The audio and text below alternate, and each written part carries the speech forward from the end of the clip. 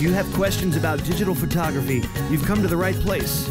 Welcome to Photofocus. Here's your host, Scott Bourne. Thank you so much for tuning into Photofocus. This is the podcast where we talk about photography. I'm your host, Scott Bourne, like the man said. And today I'm joined by Red Pixel himself, Mr. Rich Harrington. Hi, Rich. Hi, Scott. Good to be here. And we're live in studio together. No Skype, no fancy schmancy telecommunicators. We're right next to each other. Yeah, so when I say something silly, you can give me the look face to face. I can give you the look. And it's unbelievably true. Both of us, being the size we are, can fit behind an iMac. It's nobody knew. So today we're going to talk about a couple things. I want to talk briefly about WPPI. We just wrapped up the big Wedding Photographers and Portraits International Trade Show here in Las Vegas, Rich, and I know you weren't in town for that, but I'm going to opine a bit on that first because I think people have the right to know what I think about it, which is, number one, the show was smaller than they said it was. Okay. Because it always is. Number two, not a lot new. Well, don't a lot of trade shows offer your first point? Don't they tend to sometimes double count people? Like this person came in on this day and they came in on the next day. Well, and they count the vendors and they count the vendors' staff and they count the vendors' trash emptier and the people who carry the boxes in.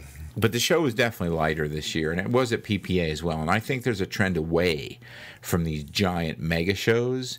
I think that the future is boutique photography shows. In Ohio, last week, I think it was, David Zeiser and a bunch of people from Pro Photo put together a 500-person sold-out mini-conference, which, from all accounts, was fantastic. The training was great. It was a really good show. Now, when you have these boutique conferences, you get a chance to actually meet people. You and I both have taught at NAB, Macworld, and, of course, at Photoshop World. Yeah. Now, the really big show of those three is NAB. Correct. How many people do we really get to meet? Well, a show like NAB is a little bit different than some of the other shows out there, the broadcaster show, in that the main thrust of that conference is commerce, and there just happens to be training conferences. So, there's about 90,000 people that come in to shop and meet and do business deals, and about 3,000 people that go through training conferences, but that's spread out over 4 or 5. So the conference like we spoke at, there's about 800, 900 people at. And even out of that, how many do we really get to know and meet? Probably 100 each. Yeah.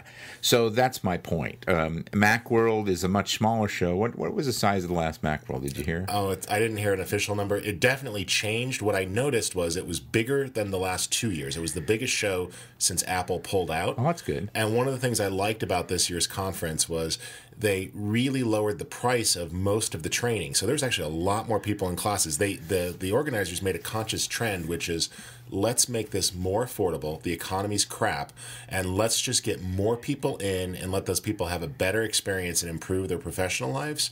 And that worked. So we are seeing that trend even at other conferences, improving the value of the conference. They're trying. So about maybe 10,000, you think?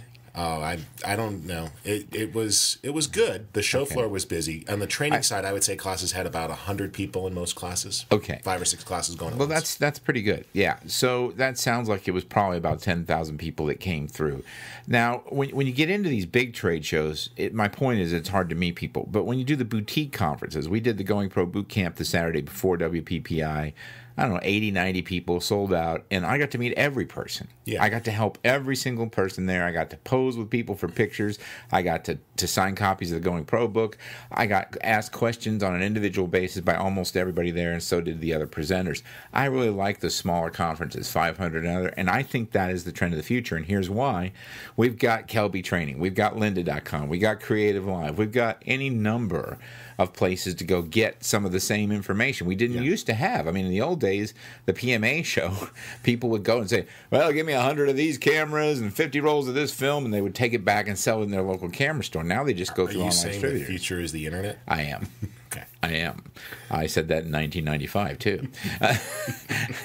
It is a series of tubes that will change the world. And I think we don't really need as much of the big conferences. I think the smaller conferences, the boutique conferences, which in a way, post-production world at NAB is more of what I consider a conference within a conference. It's a boutique conference. Well, I think that's the trend that's going to happen, is that you need specialties. Like, for example, at this year's NAB, we even put conferences within a conference within a conference. And what I mean by that is we have one-day mini conferences, like just focusing on color grading or audio design or, director of photography. So there's these mini slices so people could just sit down for 1 or 2 days and drill down.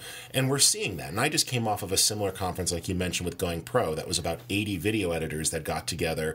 And it was a very small group to come together. And it was very focused for 5 days in a retreat-like environment. And I think what we're seeing is two types of conferences emerging. The one that are multi-day destination, small, intimate get-togethers, really, really focused. And then the hyper-local shows. I just was at an event in D.C. for government people working around video and photography, and it was incredibly focused, and people really enjoyed it. And I would say 2/3 were from D.C. and the rest were from government that came in. But people are getting savvier. There's so many training options out there, and you can do so much commerce on the internet. Now, with that said, to a certain extent, I do like a good trade show, and it's nice to catch up with people. And if you're at a certain point in your career, the business side is good.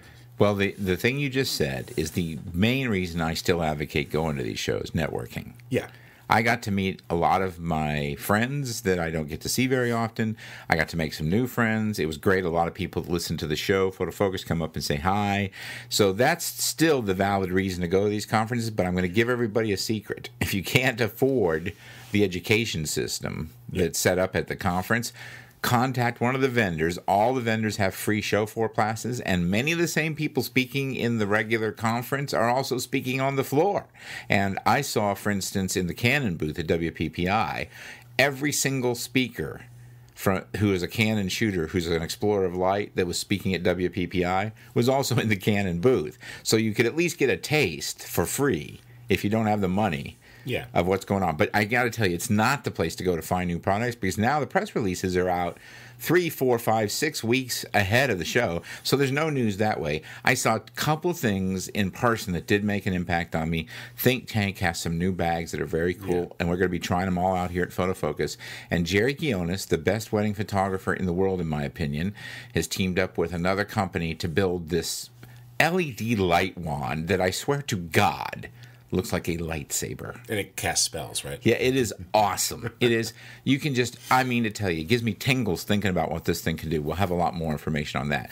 But other than that, there wasn't a lot to be seen. So I just wanted to briefly touch on WPPI, and it was in town. The next big show in town here in Vegas is NAB. Yeah. And Rich Harrington and I will be available to do some private consulting around NAB if you are interested in going from still to motion. Solid book plug there. Thank you, sir. I had the honor of helping a little teeny bit with that book, and Rich has got the bleeding book in the category. If you're one of those people with a DSLR and you shoot video, this is the Bible from still to motion. And we'll be doing some private consulting around NAB if you want to get in touch with us. We're real easy to find. Photofocus@me.com will get a hold of me, and then I can talk with Rich, and we can help you for anything from setting up an entire video production studio to just figuring out how to focus your 5D Mark II when you're shooting video. That's going on. So that's the next big show for us. And then in DC is Photoshop World. Are you teaching in? Yeah, and that's in my backyard, which is nice. I'm doing a one-day workshop on DSLR video there. I'm actually going to have it in my studios, and then a couple of hands-on classes and just lecture-style classes. Yeah, the one thing I like about Photoshop World and NAB, I agree with you. So many of the things come out. I'm a very tangible person. I like to put my hands on the gear, especially lighting equipment and support gear. I really like to feel it. What's the craftsmanship? But with that said, I recognize that going to a trade show is expensive. So you bring up some good points.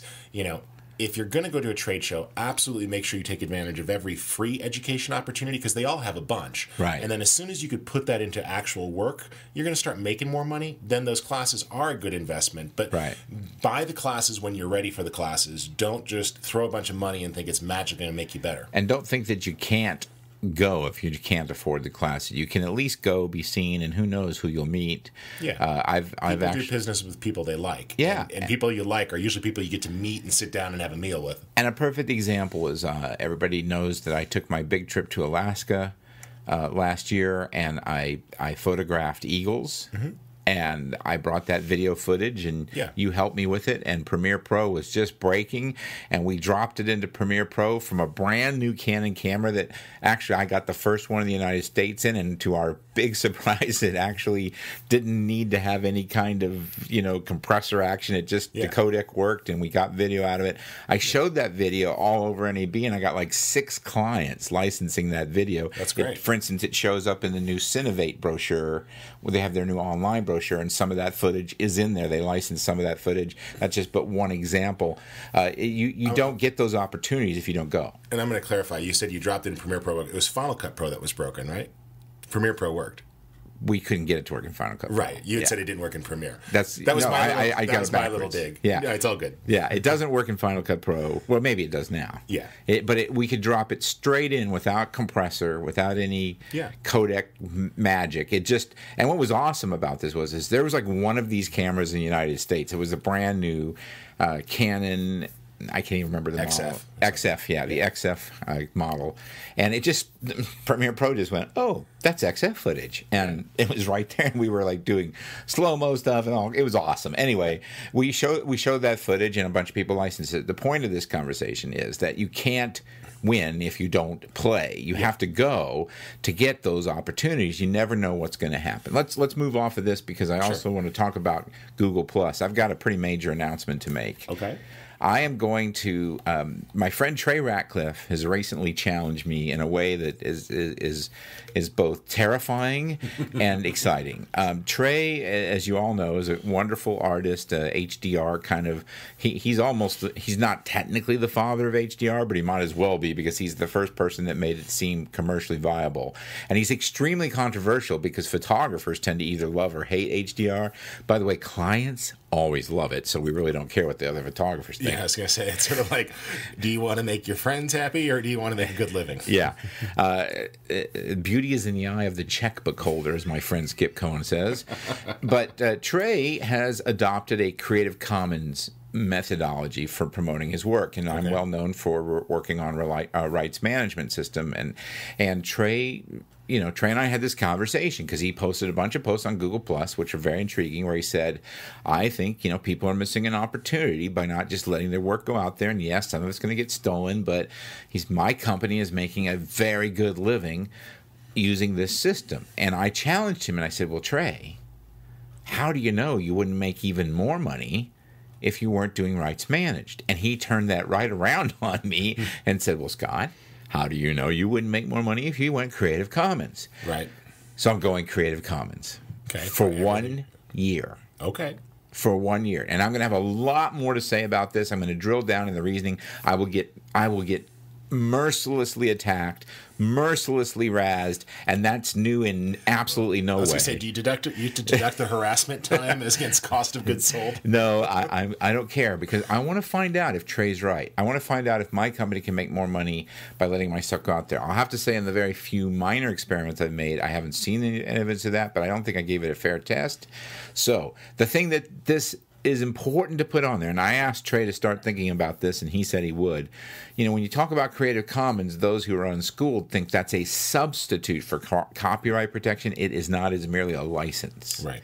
So you still have to register your images with the Library of Congress, because if somebody does violate that Creative Commons license, your remedy, that's right, is through Title 17, United States Code, the United States Copyright Act. You have to go to district court, and yes, you have to have registered your images to make that pay. So you still have to register your images, and Trey does register his images. He admits he doesn't really talk about that enough, so he's going to let people know more. He said, yeah, I do register my images, but I'm still going with Creative Commons. So now, is this going to be a Creative Commons all usage or a non-commercial use? I'm going to do a Creative Commons non-commercial license. Okay. See, that's where the money's made for Trey. Yeah. He has a non-com Creative Commons license, which means you just want to throw it on your blog or something, go ahead. And I'm going to feel the same way.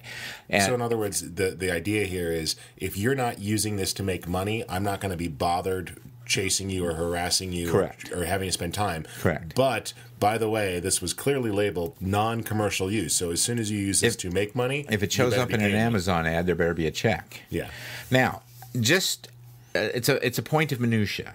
This is not very different at all from what I've always done. Right. It's just that there's been that requirement for someone to ask my permission. Right. But I say pretty much everywhere I've published my photos. By the way, if you're like a church group or you just want this for your blog. I wallpapered my bedroom. Is that okay? Yeah, that was fine. Okay. I tell people, if this is a non-commercial use, all you have to do is ask my permission and I'll give it to you. Sure. And you're just going a step further here saying, I'm doing if this it in is a advance. non-commercial use, I'm giving you advance permission. Right.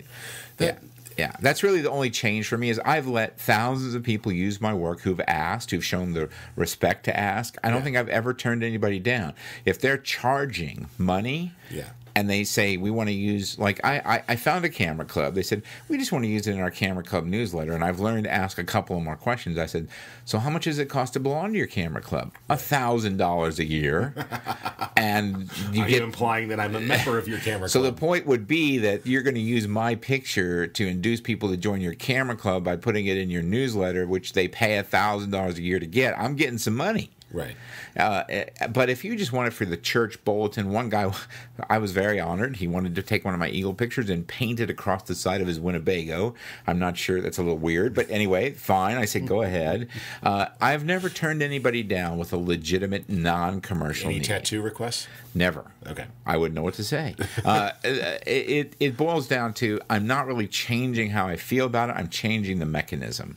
So I'm going to, and then that is a long way of getting to the fact that I'm going to start using Google Plus, because one of the reasons I'm on Google Plus, but I just don't post pictures there, is because I sell a lot of exclusive licenses to my work, and if it's on Google Plus, it is therefore not exclusively licensable. Yeah, and I have a love-hate relationship. Like, I think Google Plus has a lot of good things about it. I just the company behind it and their revised global license. If you read that thing just is scary. It's kind of like, oh, so I just became a subject of Google. It boils down to Google's original model, do no evil, has been modified somewhat to say, do a little bit of evil.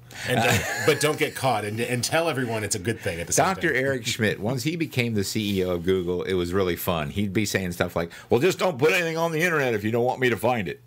I mean, that was his answer to privacy. You shouldn't put things on the internet if you want privacy. Okay. Well, in any event, I'm using Google Plus as an experiment. Again, This is all an experiment. I may change my mind a year from now, but I'm using experiment because... But you've committed to go for a year before you change your mind? Yes, because there's some great stuff happening on Google Plus in the way of the photographic community. The photographic community is migrating there because it's a whole lot easier to talk about a visual, like, when you can see it. Right. I mean, we have this podcast here, and technically we could embed pictures and do all that, but it's a lot of work, and only certain people would be able to see it. Google Plus is accessible to everybody, and so we've openly talked about ending the Photofocus podcast at the end of March as we currently do it. Now, that could have meant anything from you'll never hear it again to it might just have a new host and a new home, but what it's looking like it might be is that we're going to try it in the form of Hangouts on Google+. Listen, no matter what we do, some people are going to like it, some people aren't. Trey has had great success in this manner. And what I want to do is experiment. Now, I may try it once and go, this is crap, or I may decide that it's a wonderful thing. The audience is always the decider. Yeah. And we have heard from many of you that say you don't want the podcast to end, so we're looking at different methods of doing it. But here are the facts. It requires the most production time. It returns the least money. It requires us messing with RSS and iTunes feeds, which break all the time, not through any fault of ours, but because iTunes changes some rule. You obviously haven't tried Google Hangouts very much because they break all the time, well, too. No, see, the super accounts go to YouTube. Okay. And that's where we're hoping to be. We're hoping to have a super account. Okay. We'll be on YouTube, so that means YouTube has to break. Okay, because I haven't been blessed with a super account. Neither have I. And I've had lots of bugs with Google Hangouts. This is my open plea to Google to give me one of the super accounts, or I'm going to piggyback on one of my friends. I've got access to some through some friends, but this is an experiment. It's an experiment like anything else. Maybe you change the way you make a chocolate cake, it ends up tasting better, it ends up tasting worse, but the bottom line is that you got to try. So we're gonna move some stuff to Google Plus. We'll see how it works. We'll give you a lot more information and a lot more information on my switch to Creative Commons. That's all coming up. Before we go on, I do want to say thank you to some sponsors. SmugMug is the very best place, without a doubt, in my mind, to host your images if you want to sell them. And if you want to sell them, they will help you. It's also, in my opinion, the best place to host video. There's no compression of any kind. Their terms of service are extremely generous. And I've been using them for years, and I want to thank them for their support of the show. I also want to talk a bit about borrowlenses.com. If you've ever needed a lens or thought about, well, I wish I could try that 400 before I buy it, borrowlenses.com is the place to go do that. They've got just about everything you can think of. They've even got cameras from the Red Company. They've got sliders and tripods and lenses, and they got Sony, and they got a Nikon and Canon and Sig. They got just about everything you need. The only thing I think they don't carry is the standard kit lens for every camera, because you've already got that. But everything else they've got. They're affordable. They have lots of special deals on weekends. Follow them on Twitter. Check them out by clicking on the banner on the homepage. Either one of those companies, SmugMug or borrowlenses.com. We appreciate their support of Photofocus. I want to talk about something that also happened on Google Plus that I thought was interesting, and one of the reasons that I'm enamored with Google Plus is these kinds of convos can't happen on Twitter, because 140 characters is just enough to insult somebody, and that's about it. But R.C. Concepcion, my friend from Kelby Media, put up a post saying that he was disturbed that people were using the phrase glamour photography to describe what he called porn. Now, I never figured RC for prude. I've hung out with him a little bit, and, he never really come across that way to me. So I got into the conversation. I said, now, wait a minute. Is it the use of the word glamour that bothers you? Maybe boudoir would be better. It turns out that was the problem for RC. He said, yes, the word glamour he thinks has been abused, that it used to relate to more of like pinup photography. Right. And I really don't, I guess he's fine in saying that. It's not a big deal to me. My real concern was I don't like comparisons to porn when they're inaccurate. In my opinion, porn is the depiction of sexual activity. As opposed to sexuality. As opposed to sensuality or sexuality or just somebody naked. Sure. And these wars were fought in the 1930s and 40s by people who gave up freedom for them. Georgia O'Keeffe, none other than the only female artist in America that I know of that has a dedicated museum just to her in New Mexico. And she was the wife temporarily of a very, very important man in the photography world named Alfred Stieglitz, who discovered not only Ansel Adams, but Picasso, I might add. And this guy was a giant, and she did self-portraits nude. She said, I want to show that it's okay to be naked. And, that was a bold step. People risked arrest. So right. I don't want to give back territory that we've already claimed. If you don't want to look at naked pictures, every television set, every single computer has a built-in censoring device. It's called the clicker. Click to something else. You don't have to look.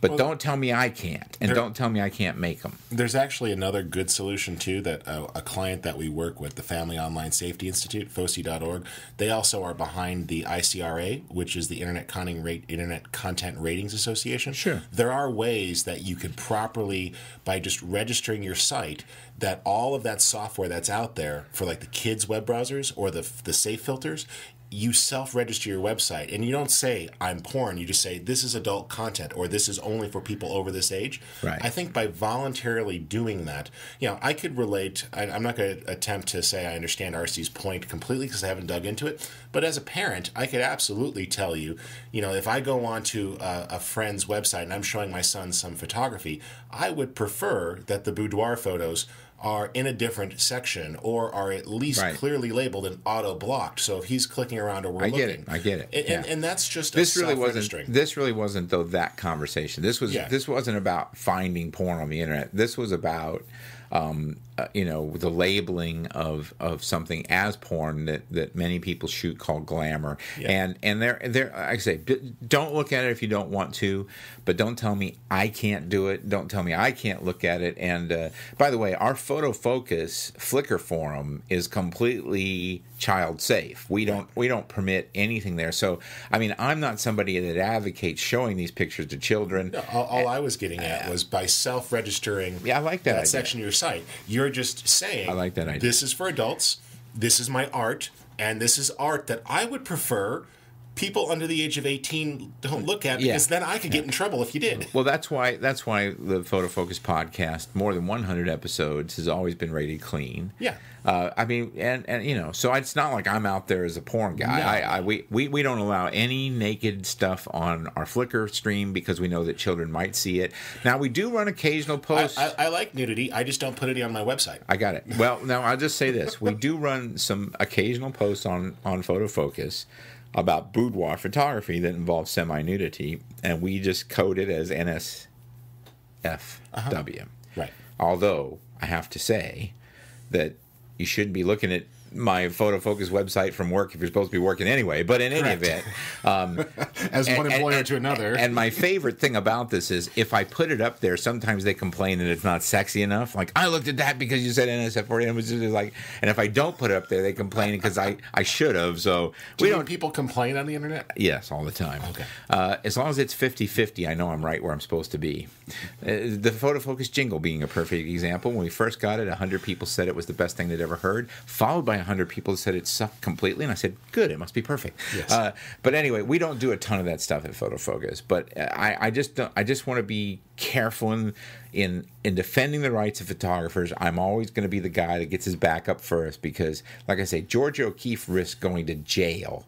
And no one can call Georgia O'Keeffe a pornographer. The folks she hung out with, let's see, Ansel Adams, Edward Weston, Paul Strand, Alfred Stieglitz, only the giants that made the photography modern art era. So she's not exactly some fly-by-night person. I think what we're seeing, though, and you know where that comment is leading to, is that many people these days pushing the edge means not pushing the art or doing things artistically, but going for effect or going for shock factor. And so I think he's just trying to say that there could be something in between there. You know, sexuality, like all photographers, is sliding scale, and maybe, like as you threw out a few extra words there, not to say, oh, you've crossed from intimate to sensual to boudoir to glamour, maybe, but just maybe using more descriptions will help. Well, I never have positioned myself as a moralist, a preacher, or someone who's out to say you should live your life like me. I teach people photography, so I'm not an ethicist. I would not make a good one.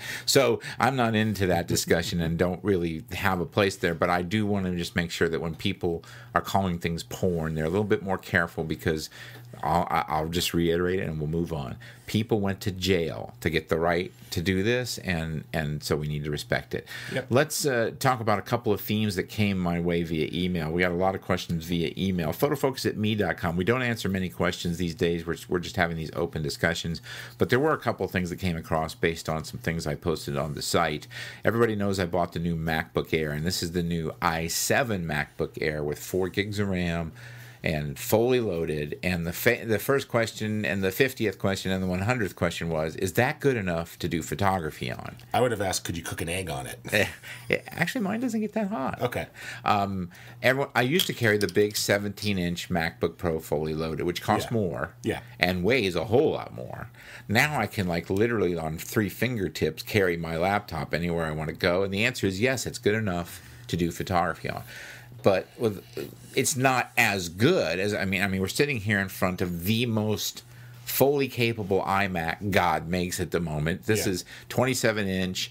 This has 16 gigs of RAM. This has the i7 3.44 megahertz processor. This baby is loaded, and it is definitely going to do a better job with the photos than the MacBook Air. But is the MacBook Air good enough? Up until this current model, I would have said no. But with this current model, and in particular with the addition of the Thunderbolt port, here's why.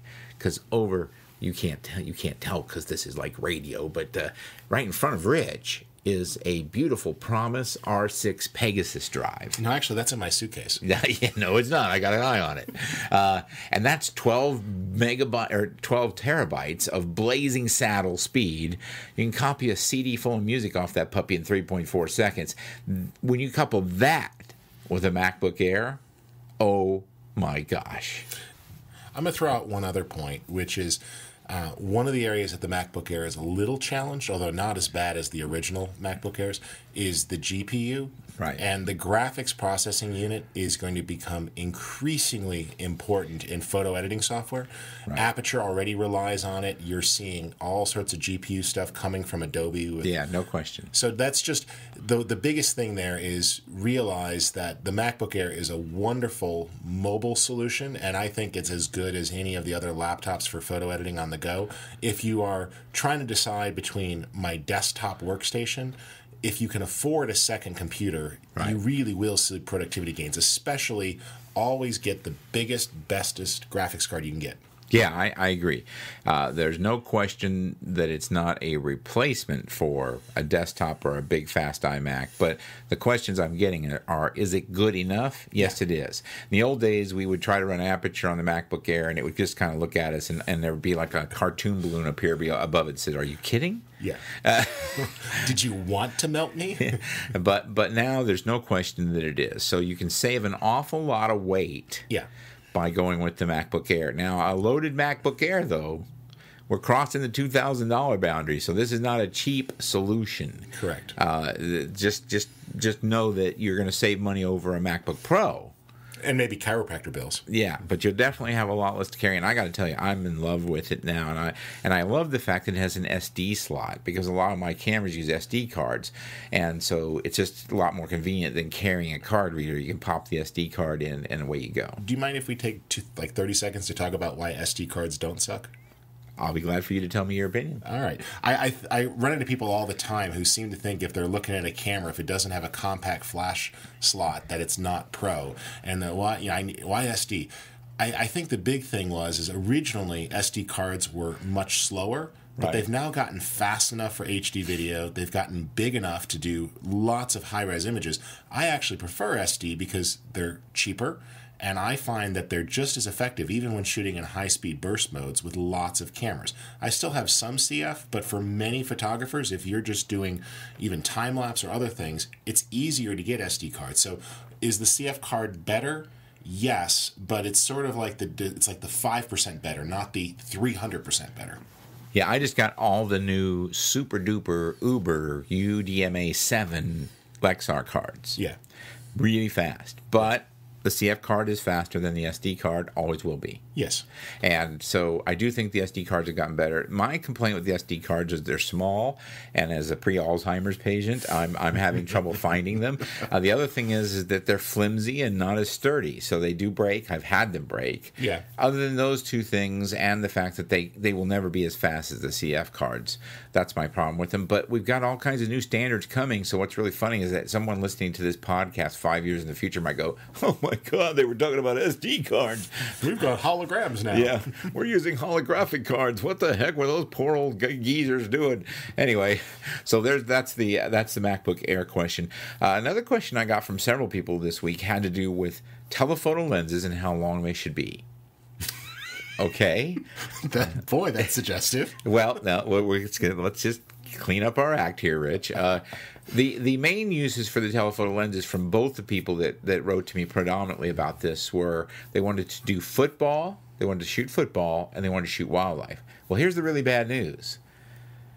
In that situation, a 400 is about as much lens as you typically are going to need for football because, by the way, you're running up and down the sidelines, so that's a lot of lens.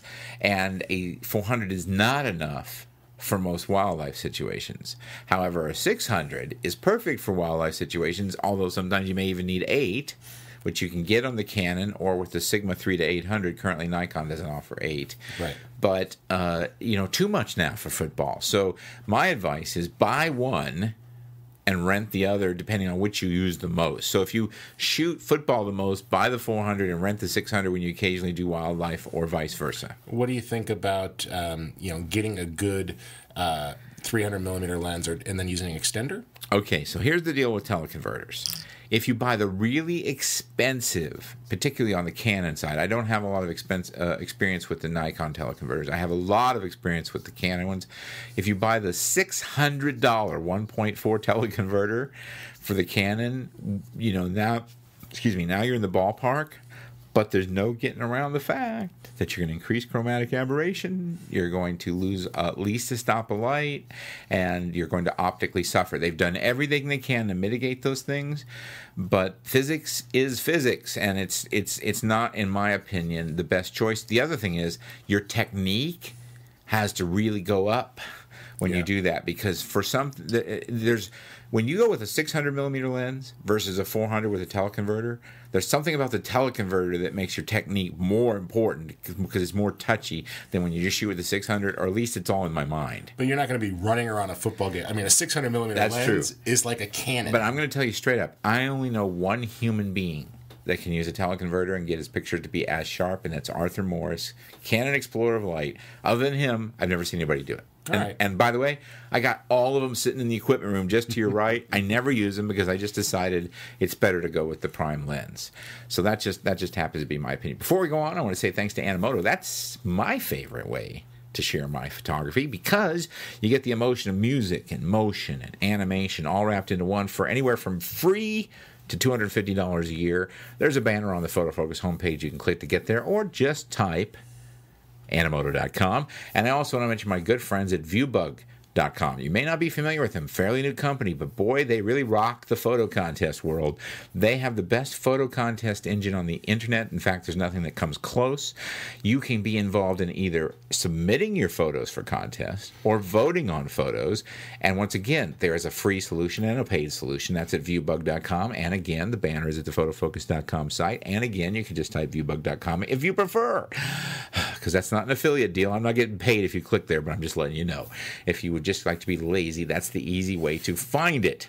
Now, the way this show works, we're here on the 5th, the 15th, and the 25th of every month, but 7 days a week, 365 days a year at photofocus.com. We publish free photography tips, how-tos, news, and reviews. And, of course, my friend Rich Harrington has been doing a lot of great screencasts. We've been getting a lot of positive feedback, Rich, on all of the little 2- and 3-minute videos you're doing to show people how to do one little trick in Photoshop. Tell us if you got some more ideas that you could use for that, for coming up maybe. Well, there's lots of things. I mean, I guess the focus I'm trying to look at is the little hidden things within the tools. One of the things is the great options bar across the top of the screen in Photoshop. So, let's take a tool like the crop tool. Everyone knows how to crop, but what they don't realize is you check one box and you could do perspective cropping to remove distortion, like keystoning from being low angle. Or you can go ahead and crop non-destructively, so it hides the outside pixels without actually deleting them. So you can go back later and reveal all those pixels back. Or cropping to a specific size, like 5x7 at 300 pixels per inch. So what I'm trying to do is help people take the things they've always done and discover that next level down of power user techniques. And some of that stuff is hidden, like in a sub menu or a flyout menu or with a modifier key. But you nailed it on the head. One thing in one video. So in 90 seconds or so, you walk away going, oh, that makes me faster. Oh, that solves a problem. Because I like people to learn one thing that they can learn it, get it immediately, and add it to their workflow. So by making that investment, they're that much faster, getting that much more done, getting more billable work out the door.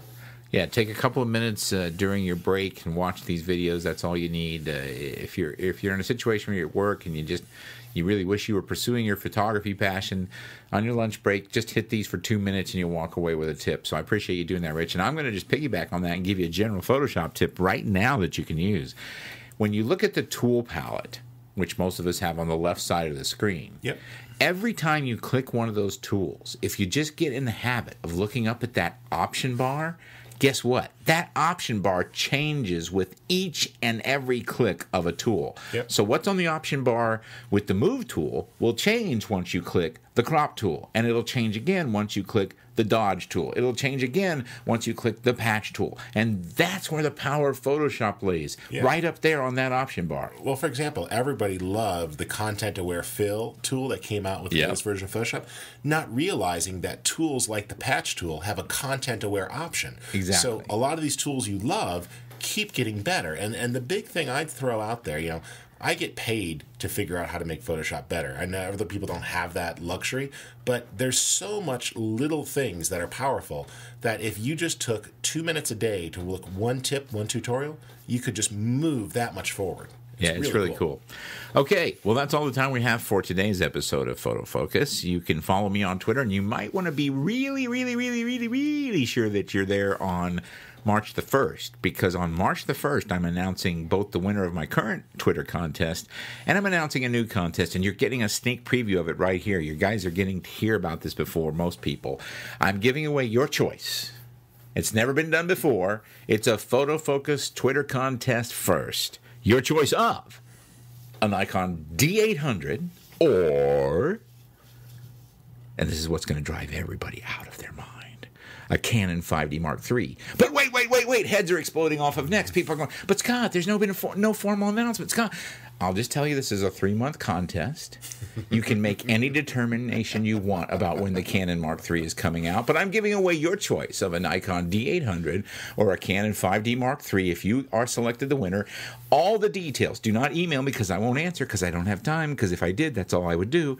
Wait for the details on March 1st, both at photofocus.com and on Twitter, on my Twitter account at Scott Bourne, and let your head go ahead and explode right off your neck. We appreciate you listening to the show. Rich, where can people find you when you're not on Photofocus? Well, they can find me over at the blog we share, Triple Exposure, 3exposure.com, and I'm on social media under Red Pixel, RHEDPIXEL. All right, that's all the time we have.